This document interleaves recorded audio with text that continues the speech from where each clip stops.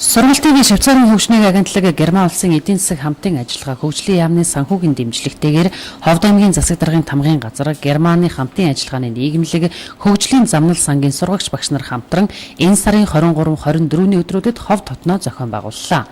Сургалтанд Ховд Завхан аймагуудын гендрийн салбар хороодын гишүүд, гендрийн тэгш байдлын төлөө ажилладаг төрийн бус иргэний нийгмийн байгууллагуудын төлөөлөл, боловсролын байгууллагуудын гендрийн асуудал хариуцсан ажилтнууд, сонгосон сумдын гендрийн асуудал хариуцсан албан хаагчид, эрчим хүчний үр ашиг төслийнхэн оролцож, гендрийн талаарх ойлголт мэдлэг мэдээлэлээ нэмэгдүүллээ. Сургалтын үр дүнд орон нутгийн түвшинд яг одоо гендрийн бодлогоо хянаж тэрнийхээ нэг үр дүн үнэлэхүйц тийм үзүүлэлтүүдийг боловсруулж гаргах юм. За доор хаяад бол нэг 20 гаруй үзүүлэлтүүд гарах байх гэж бодож байгаа. Хөдөлмөр эрхлэлтийн салбарт ямар үзүүлэлт авах юм? Боловсрал дээр, шийдвэр гаргалтын дээр, гэр бүлийн хүч хэрхээлийн асуудал дээр гэдэг.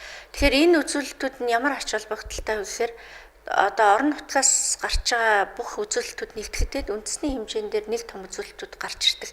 Тэгэхээр нэг үндэсний хэмжээндээр хийгдэж байгаа үйл ажиллагааг орон нутаг болгон өөрсдөн дээр хянах бололцоотой болж байгаа гэсэн. Завхан Ховд аймагуудын гендрийн салбар хороодын гишүүд, түншлэгчдийн гендрийн мэдрэмжтэй бодлого төлөвлөлт, хэрэгжилт, хяналт үнэлгээний талаарх мэдлэг ур чадварыг дээшлүүлэх, орон нутгийн гендрийн мониторингийн тогтолцоо бүрдүүлэх хэрэгцээ ач холбогдлын талаар мэдлэг ойлголтыг эрчим хүчний үр ашиг төслийн санал болгож буй үзүүлэлтийн тусламжтайгаар бүрдүүлэн зөвшөлтсөл хамтын ажиллагааны эхлэлийг тавих зорилготойгоор тус сургалт семинарыг инхүү Ховд аймагт зохион байгууллаа.